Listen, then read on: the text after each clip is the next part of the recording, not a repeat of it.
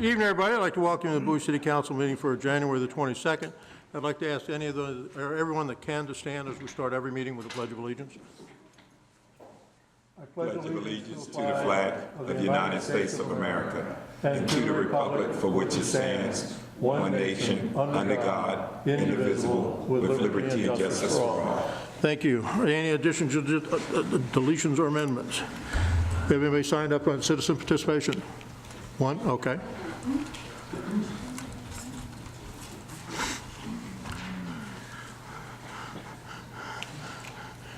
You can come straight up.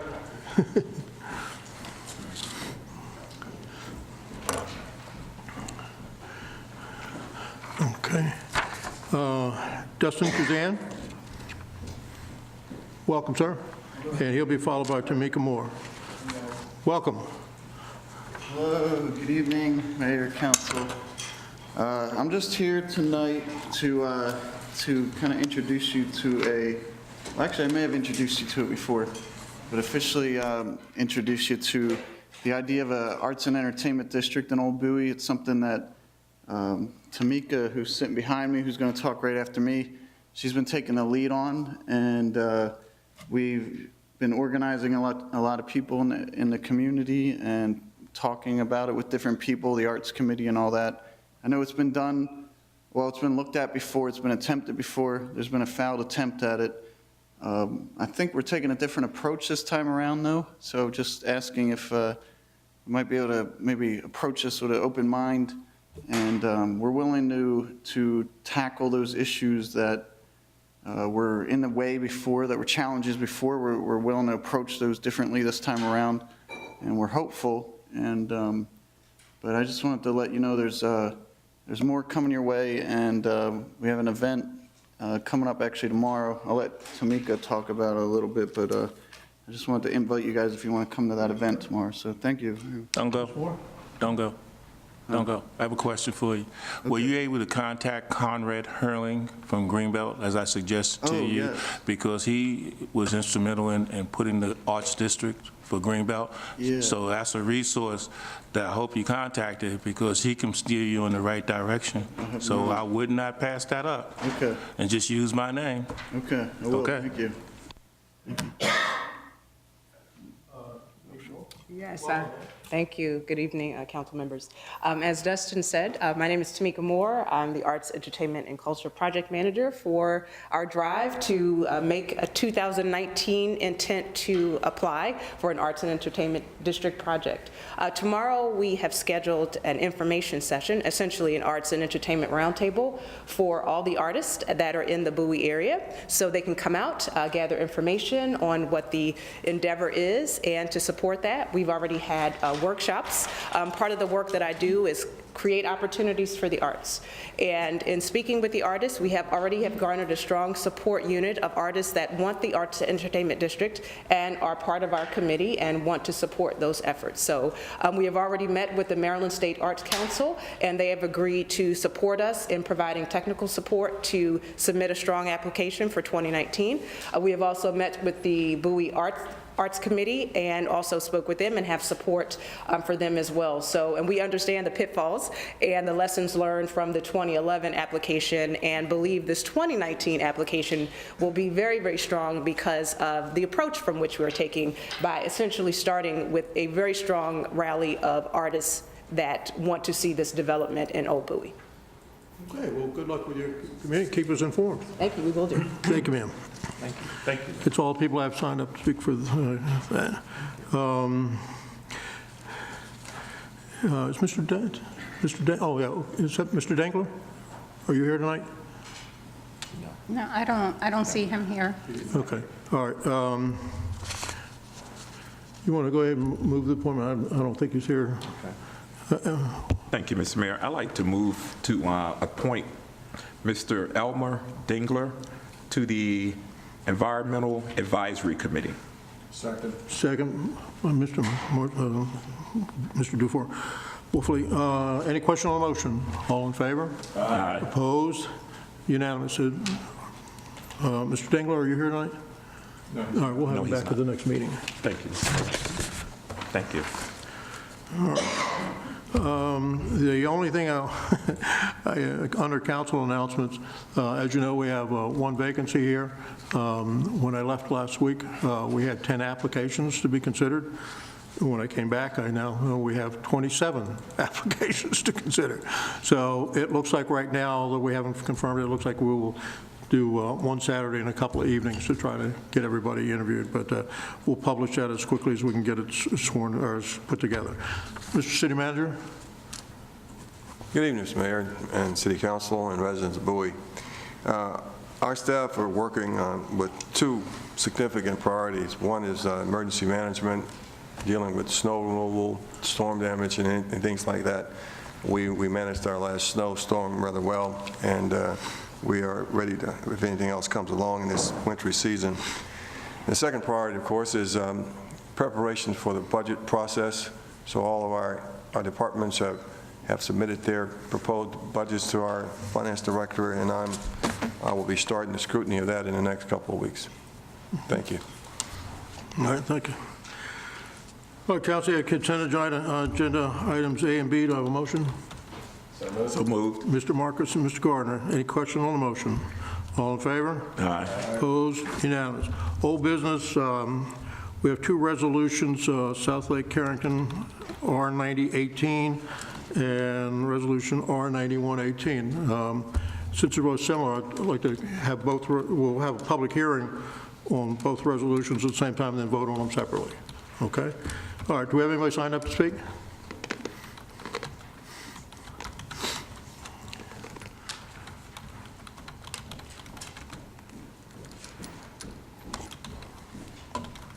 Thank you, ma'am. Albert Bauman, good to see you, sir. Are you still musicianing? How's it going, Al? How are you doing? Concert last month, played around Christmas a few places, and I'd like to be playing more in Bowie, but they've raised the price so much on the Bowie Center for the Performing Arts that it is unreasonable and can't do it. So. Did you try to get one of our days? Pardon me? Did you try to get one of our days?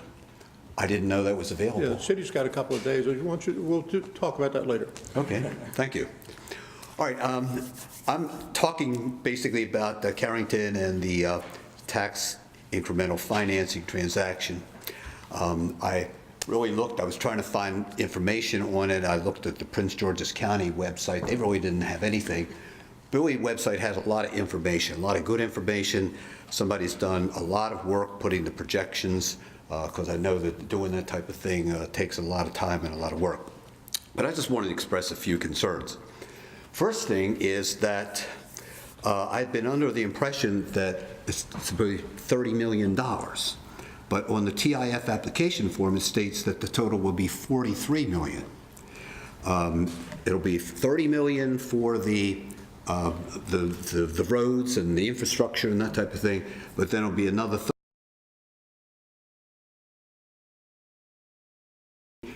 and some other items. So I wasn't clear, are we looking at 30 million or are we looking at 43 million? That's the first thing. Second thing is that in looking at the projected debt service coverage, it indicated that 86% of the revenue that's needed for the debt service is going to come from the commercial and retail. And I just look around and I see a lot of vacant commercial space here. You just have to go down to Melford and you can see a lot of it there. We've had trouble, I think, filling retail space, especially like in Marketplace. And I'm just concerned about the dependence of this project on the commercial and the retail aspects of the business. The third thing is that this idea of the special taxing district. And I just think to myself, if I'm buying a house, and I can buy in a number of different areas. I mean, Melford's coming up. I think there's another thing called Westphalia, way down toward Upper Marlboro. And then I've got this development. If I'm going in, I'm going to look at a house, I'm going to buy a house, and somebody tells me, well, you know, there's a $30 million or $40 million bond issue that if the developer can't make payment on it, you and your neighbors have to basically pony up the money. I just don't know if that's going to be something that people are going to be comfortable buying into. I just looked at a few of the projections, and in 2025, they project there's going to be 172 units sold. At the end of the first year, at the end of that year, of 2025, the first bond principal will come due, as well as the interest. And in looking at it, I felt like if there's a real problem and the developer can't pay anything, I mean, each one of those people in there would be assessed $11,145 to make that payment. And that would just be the first of many going forward. So I'm concerned about that part. But I guess the main thing that I'm concerned about is I feel like there really was no due diligence report that has been created on this. Something of this magnitude, it just seems to me that somebody, either the county or the city or somebody, would have a professional financial analyst doing some type of risk analysis on this type of a project. So with me, I mean, I don't know whether this is a good deal or a bad deal, and I think with you all, I don't see how you can really make a rational and informed decision without more information on the project. I appreciate you, but just quickly so that you know, the city has zero liability for the bonds. 100% of the bond liability is with the developer. If there's any problem, it's a problem for the developer. But we have no obligation. If a problem, though, the city's going to be drawn into it. I'm sorry? If it is a problem, the city's going to be drawn into it. No, well, I can assure you we're not. Okay. All right. Well, thank you, sir. That's the case. Okay, thank you. Appreciate it. Okay, that's all the people I have signed up to speak. Any questions of staff, council? Dr. Trout? Could we get the city manager and staff to address some of the concerns that was expressed? Well, we have our financial persons here, but I'll start. The mayor's right. If the developer, if for some reason the property doesn't generate the revenue that is projected, it is not the responsibility of the city to pay it, and it would be the responsibility of the developer. Oh, by the way, the monies that would go from the incremental financing would be to build infrastructure in our own city. It would be for the roads, the sidewalks, stormwater issues. So it would not be a gift to the developer the way it may appear to some people, but it would be to build the infrastructure so that the developer can build the commercial and housing around it. But there is no threat in that respect, and there's no risk. And we have done risk analysis, and our financial folks can present that if at some point they'll come up and answer questions. But there's no risk to the city here. This can only benefit the city by putting necessary and long needed retail for the people who live in that part of the city, and oh, by the way, increase our tax base with the housing and other retail. Could you address the tax base a little bit more? Could you give us some sort of an indication as to what the percentage of the tax base, and I mean looking at the percentage of retail versus residential, if that's going to shift anywhere from the current percentages that we currently have? Or could you just give us an estimation if you don't have the actual figures? I'd have to confer with people to talk about that, but right now I would estimate that would, when this project is completed, we'll at least add $1 billion to our tax base. And that's my estimate. We're talking about a significant amount of retail plus 1,300 various family units, and that would make a significant tax revenue. And it's also, it's my belief that when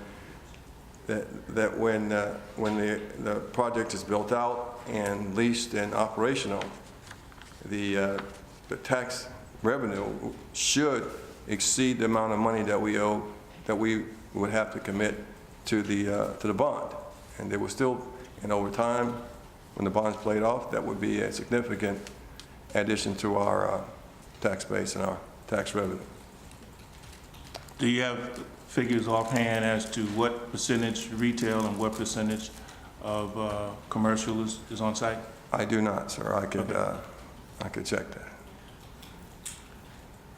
I know the numbers, but I mean, I know how many units, but I don't have a percentage.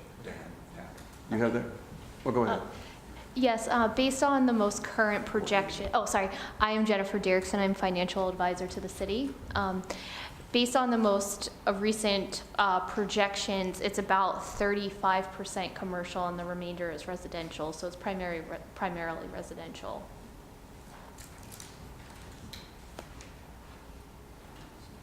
You good? Any other questions? Mr. Wolford? I'll speak my piece for the evening now as opposed to at each increment. I think it's been, fairly well established. I'm not in any way, shape, or form in favor of either setting up these taxing districts or the actual establishment, of course, of a TIF. And I wanted to lay it out one more time as to what the reasoning is.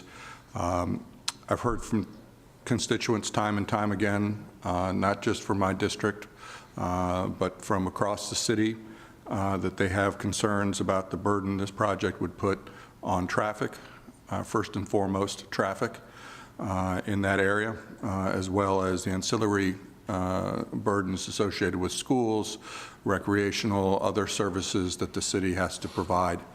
And there is, again, a major focus on the 301 corridor. This annexation started under the argument that we would have a choice as to whether or not we should annex this property. And the prevailing argument was we might as well because they're going to build it anyway, so we should go ahead and bring them into the city and that we should get the tax revenue associated with it because it's going to happen anyway. Then there's the proposal for a TIF, and the interesting thing about a TIF is the argument for a TIF, to support a TIF, you have to make the case that if it weren't for the TIF, the but-for test, if it weren't for the TIF, this project wouldn't, shouldn't, or couldn't go forward. And so that's a little bit at odds with the original argument as to why we should annex them in into the city. We've seen an abundance of evidence that with the projections that the property is developed over the course of time, that these projections indicate that after, I think, 3 or 4 years, we would be in a position that we would be getting, additional tax revenues. And I think the first 3 or 4 years we'd be in the hole on tax revenues, but that is to say we wouldn't be getting a significant contribution there. So we've seen this expectation, but we don't know it for sure. These are projections, and the projections, of course, are subject to the market conditions. So there's no guarantee that these things will develop on time, on schedule. We've seen this property's development schedule changed and altered a multitude of times, and I have no reason to believe that it won't continue that way. Not because it's nefarious, but just because it's the ways of the marketplace. All this, we've seen a lot of evidence, a lot of work that's been done to suggest that these things can be paid back, but there is really no substantiated evidence that the developer actually needs the money to produce this development, to actually make it happen, and that it won't happen unless we provide them the TIF.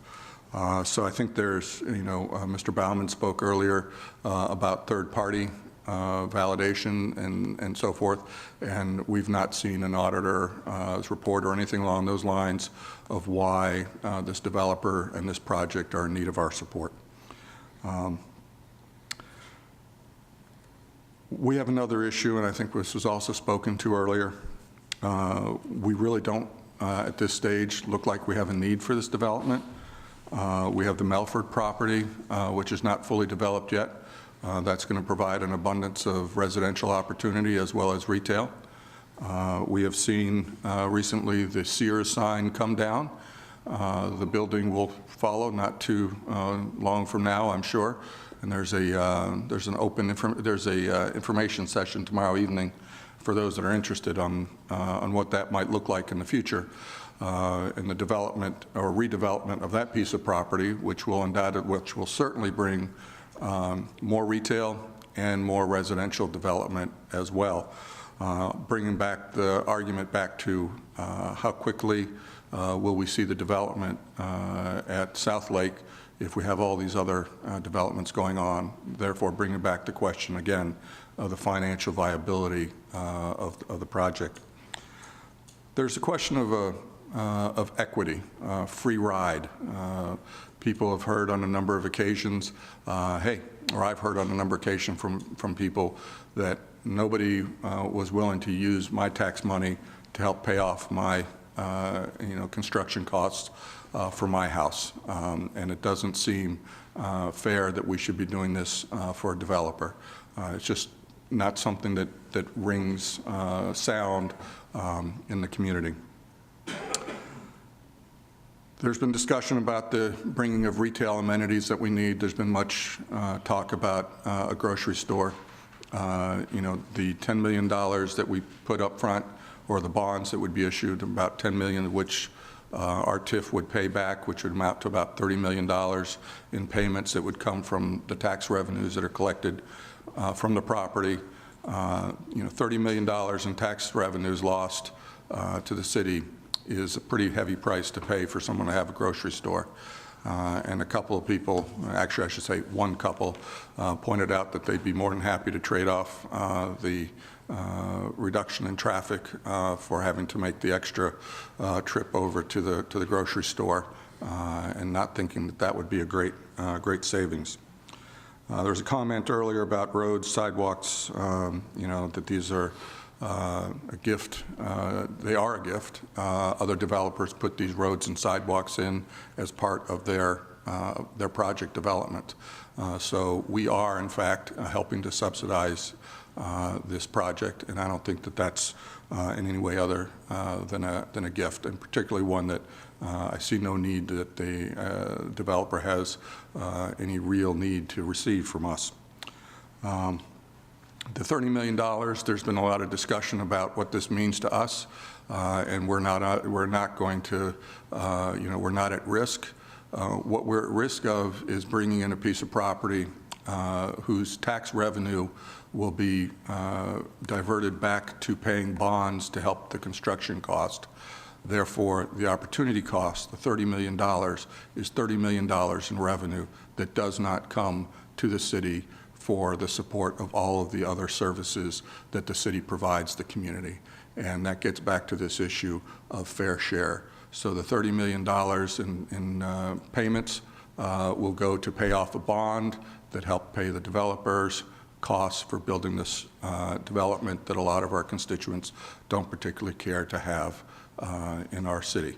Not because of any other reason other than why should we extend this gratuity to a developer who really hasn't demonstrated a need. So I think that's kind of it in a summary.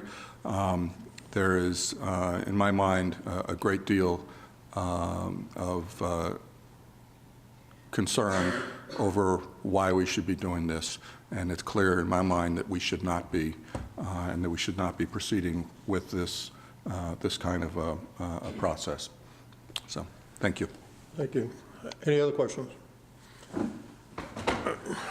I have no other questions, and you have motions, two resolutions for you. We'll have to vote on them separately, so I would need a motion on Resolution R9018. Dr. Trout. Second. You can move? He moved. Oh, moved by Mr. Marcus, second by Dr. Trout. Any question on the motion? All in favor? Aye. Opposed? 4-2. On the matter of Resolution R9118. Second. Moved and seconded by Mr. Marcos and Dr. Trout. Any question on the motion? All in favor? Aye. Opposed? 4-2. Item C, South Lake Karington Ordinance. Oh, this is the ordinance that puts us in 018. Do we need a presentation on this? The staff's going to...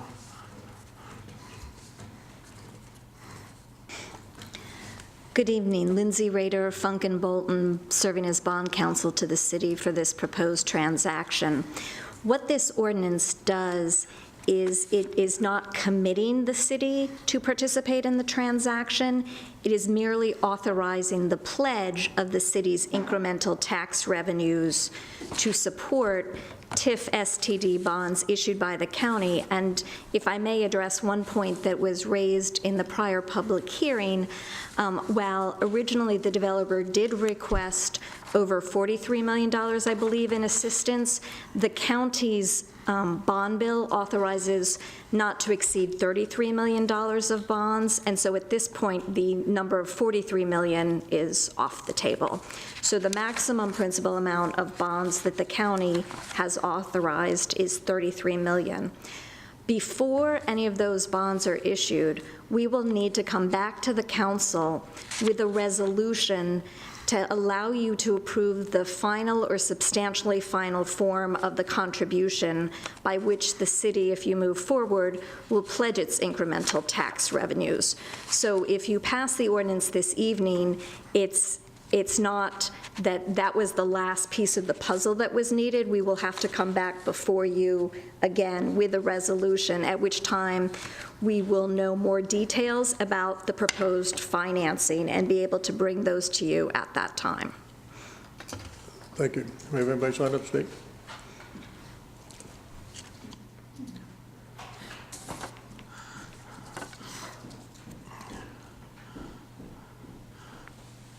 Thank you.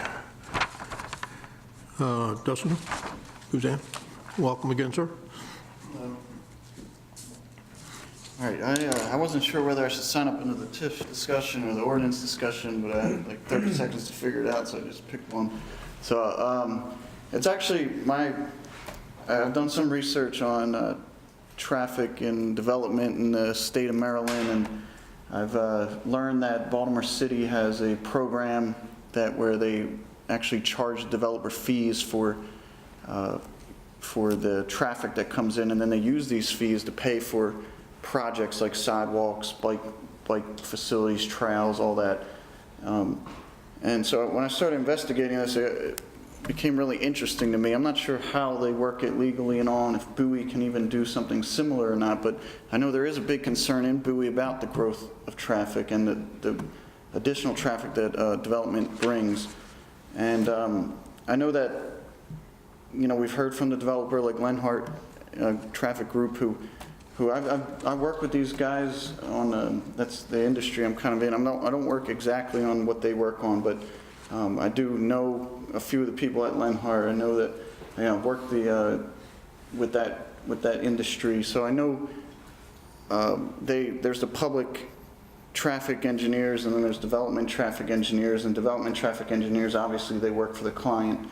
And when they tell you that, yeah, we're going to improve the road, they're doing it to the minimum extent that they need to do it, because they're not going to spend more money on, they're not going to have their clients spend more money on mitigating traffic. And the current administration, when Hogan came into office, I was at SHA, and there was a lot of changes that happened at SHA regarding access management, where there was a lot of changes in top leadership because of that issue that under the O'Malley administration, he even pushed development forward a little bit, and at some point the internal people at SHA were like, hey, we're doing enough. We're already giving enough freebies to developers now in terms of traffic mitigation. We can't do it anymore. And so there's been change in staff when the Hogan came in because people were not willing to make it even easier for developers. So we're in an environment where it's very easy for developers, and And so what Baltimore City has done is that they kind of, I'm not an expert on it. I do have some stuff I can give to the city clerk, and you guys can look into it further, but they developed a plan where they looked at different areas of the city, and they said, all right, this is what our citizens, the city staff and all that believe is acceptable for traffic growth. Now, if a development comes in and they're going to exceed that, then we're going to charge them a fee per every trip, every vehicle trip that goes above that. So it's $55 about for every trip that went above that. So, but recently, within the last year, they updated those fees, and now it's like triple to 6 times that amount. So developer could pay, up to $300 per vehicle trip over that baseline amount. So they could come in and they could do all kinds of things to limit the vehicle trips, and then they don't have to pay that extra fee. And they could even say, hey, we're going to put buses in, we're going to build a train station, and that will limit the vehicle trips, and they don't have to pay those fees. But if they are just putting vehicle trips on the road, then they have to pay that additional fee, which goes to the city, and the city could use it as they wish for projects, which I felt like was a really cool way to approach that problem, and it may be pretty acceptable in the city of Bowie, might be wanted here. But again, I don't know how it works legally. I don't know if Baltimore City might have more authority over that kind of stuff than we do. Yeah, so, but I'll just leave some stuff with the city clerk, and it might be worth a discussion at least. Thank you, sir. Question. Can you also, you're absolutely right, there is a difference in Baltimore City compared to Bowie. In fact, Baltimore City is unique. It has its own unique entity of all the municipalities in the state of Maryland, because it's the only one that is actually a city and a county. It's all in one. They have complete land use authorization. I like the plan. I'd like for you to see if you could get that information to the chair of the Prince George's County Council, because we don't have the land authority with regard to that, but the county council does. And if you could get that to Todd Turner, maybe we could, talk to Todd and see if Todd can look at his councilmates on the county council and see if something can be done, because that is a county, and they have the land use authority for 26 of the 27 municipalities in Prince George's County. They just don't have, the only one that has land use authority in Prince George's County is the city of Laurel. Okay, yeah, I can send it to him. Yeah. I'll tell him Yeah. he said it was all right to send it to him. Absolutely, yeah, I'll tell him. Okay. Okay, thank you. Thank you, sir. That's all people have signed up to speak. Any questions? Any questions of staff? Anything? All right, then you have a motion in front of you. This is staff's recommended approval on ordinance 0818. Do I have a motion? I have a question. Oh, In reading this documentation, it appears as though that there's a 2-year period of which the veterinarian has to make a decision whether or not he want to participate in it. Is that correct? we're not on that one. Okay, all right. Okay, yeah. We're concluding the South Lake ordinance 0818. Okay. Do I have a motion? Somebody. Second. Moved and second. Any questions on the motion? All in favor? Aye. Opposed? Nay. 4-2. All right, new business, Category 2 sewer designation for the Bowie veterinarian properties. Somebody here to speak for the applicant? Yes, sir. Well, yes. I'm ready. Thank you, Mr. Mayor. Bowie Veterinary Properties had put in an application to change their sewer designation and request a extension. Mr. Stefanos has a brief overview of the project for us. Yeah, George Stefanos, Public Works Director for the city. The Bowie Veterinary Properties, the Dogs and Cat Veterinary Referral Building is located at 6700 Laurel Bowie Road, near the intersection with Millstream Drive. This building currently has an on-site sewage disposal system. The property was annexed into the city in April 2015 and has applied for connection to the city's publicly owned sanitary sewer system. Because the property is not adjacent to the system, approval by council of a sewer category change is needed. Currently, the property is in sewer category 3, which is defined as an area with no planned service, and the applicant seeks approval for sewer category 2, which is an area which still requires an extension of the sanitary sewer to be adequately served. The applicant has provided information required for this request, which includes the estimated sewage loading and a conceptual plan for the needed sewer extension.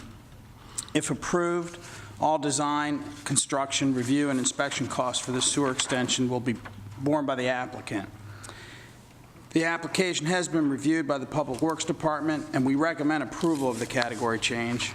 For approval, City Code requires council conduct a public hearing. Council consider the following. One, can the existing system handle the load? In the Public Works opinion, it can easily handle the load. The actual additional load of 835 gallons is really insignificant when compared to the city system.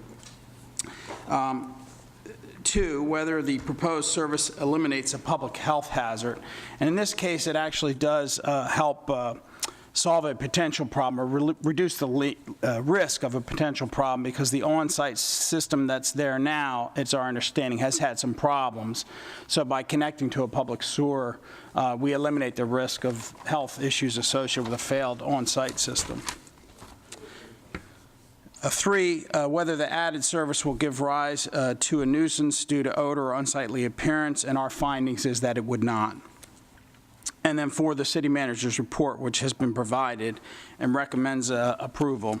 In that report, you will notice, in addition to the Public Works examination of the proposal, the planning director also provided input and confirmed that the application complies with the master plan, existing zoning, and city policy. I know that Mr. Toby Bird is here representing the owner, and I'm here to answer any questions you might have.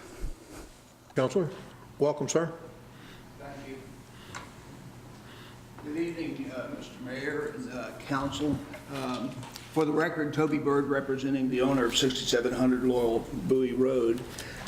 Based on the Department of Public Works staff report, which the owner relies on, and the recommendation of the Planning and Community Development Commission, we request that the council approve the application. I'm here to answer any questions, if there are any, if I can do that. Okay.